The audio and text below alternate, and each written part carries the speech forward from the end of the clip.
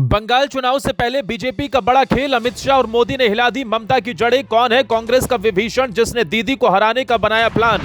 उधर बंगाल में शाह ने खड़ा किया तूफान, इधर दिल्ली में मोदी ने चला ब्रह्मास्त्र। 2/3 बहुमत से बनेगी बीजेपी सरकार, योगी तोड़ेंगे सत्ता का वनवास।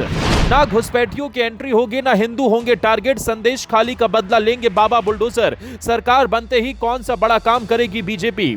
जैसे जैसे साल अपने आखिरी पड़ाव पर पहुंच रहा है, वैसे वैसे पश्चिम बंगाल की सियासत भी उबाल पर आ गई, क्योंकि नए साल के साथ ही 2026 का विधानसभा चुनाव नजदीक आता जा रहा है। और बीजेपी ने साफ कर दिया कि इस बार बंगाल सिर्फ एक चुनाव नहीं, बल्कि सत्ता और सिस्टम दोनों को बदलने की लड़ाई है। दिल्ली से लेकर कलकत्ता तक एक साथ कई मोर्चों पर सियासी शतरंज बिछाई जा रही है।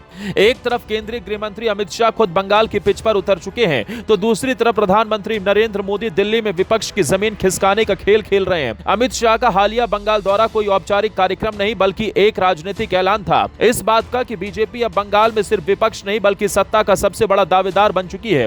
कोलकाता में प्रेस कॉन्फ्रेंस के दौरान अमित शाह ने आंकड़ों के सहारे बीजेपी की पूरी राजनीतिक यात्रा सामने रख दी। उन्होंने बताया कि साल 2014 में जिस पार्टी को बंगाल में सिर्फ 17% वोट और 2 लोकसभा सीटें मिली थी, वही पार्टी 2021 में 38% वोट के साथ 77 विधानसभा सीटों तक पहुंच गई।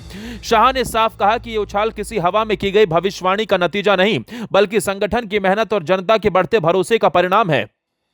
शाह ने पूरे आत्मविश्वास के साथ दावा किया कि 2026 के विधानसभा चुनाव में बीजेपी बंगाल में प्रचंड बहुमत से सरकार बनाएगी, और यह जीत मामूली नहीं बल्कि 2/3 बहुमत के साथ होगी। उनका कहना था, जिस पार्टी को कभी 3 सीटें मिला करती थी, वही पार्टी अब सत्ता की दहलीज पर खड़ी है और बंगाल की जनता बदलाव का मन बना चुकी है।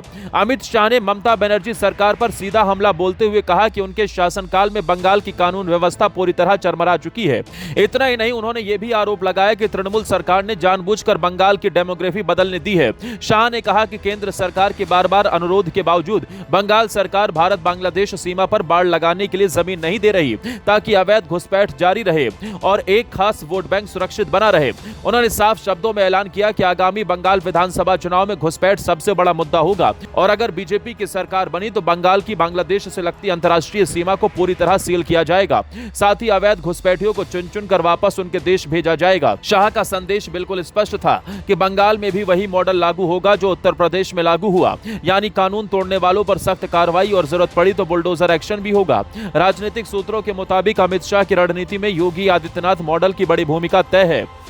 कानून व्यवस्था, दंगों पर सख्ती, माफियाओं पर बुलडोजर और बिना भेदभाव कार्रवाई, यही वो फॉर्मूला है जिसने यूपी में बीजेपी को मजबूत किया, और अब उसी फॉर्मूले को बंगाल की जमीन पर उतारने की तैयारी है। यही वजह है कि बंगाल में बीजेपी का पूरा चुनावी नैरेटिव कानून व्यवस्था और घुसपैठ के इर्द गिर्द बुना जा रहा है। वहीं शाह ने मतुआ समुदाय को लेकर भी बड़ा भरोसा दिलाया। उन्होंने कहा कि SIR या किसी भी मुद्दे पर मतुआ समाज को डरने की जरूरत नहीं है। जब तक बीजेपी है, ममता बनर्जी मतुआ शरणार्थियों का कुछ नहीं बिगाड़ सकती। ये बयान सीधे तौर पर बंगाल के बड़े और निर्णायक वोट बैंक को साधने की कोशिश माना जा रहा है। उधर जहां अमित शाह बंगाल में मोर्चा संभाले हुए थे, तो वहीं दिल्ली में प्रधानमंत्री नरेंद्र मोदी ने भी सियासी बिसात पर एक बड़ा दांव चल दिया।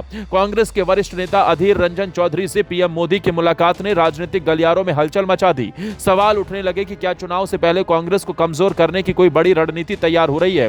क्या बंगाल में तृणमूल कांग्रेस के खिलाफ एक नए समीकरण की नींव रखी जा रही है, या फिर यह मुलाकात सिर्फ औपचारिक थी। लेकिन सियासी जानकार मानते हैं कि बीजेपी अब सिर्फ ममता बनर्जी से नहीं, बल्कि पूरे विपक्षी ढांचे को तोड़ने की रणनीति पर काम कर रही है। कुल मिलाकर तस्वीर बिल्कुल साफ है। बीजेपी अब बंगाल को प्रयोग नहीं, बल्कि मिशन मोड में देख रही है। अमित शाह की आक्रामक रणनीति, योगी मॉडल की छाया, प्रधानमंत्री नरेंद्र मोदी का दिल्ली गेम और घुसपैठ का बड़ा मुद्दा, ये सब मिलकर साफ संकेत दे रहे हैं कि 2026 का बंगाल विधानसभा चुनाव अब तक का सबसे निर्णायक और सबसे आक्रामक चुनाव होने वाला है।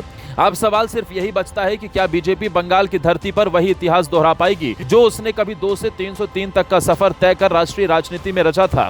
फैसला जनता करेगी, लेकिन इतना तय है कि ये लड़ाई पूरी ताकत और पूरी तैयारी के साथ लड़ी जा चुकी है।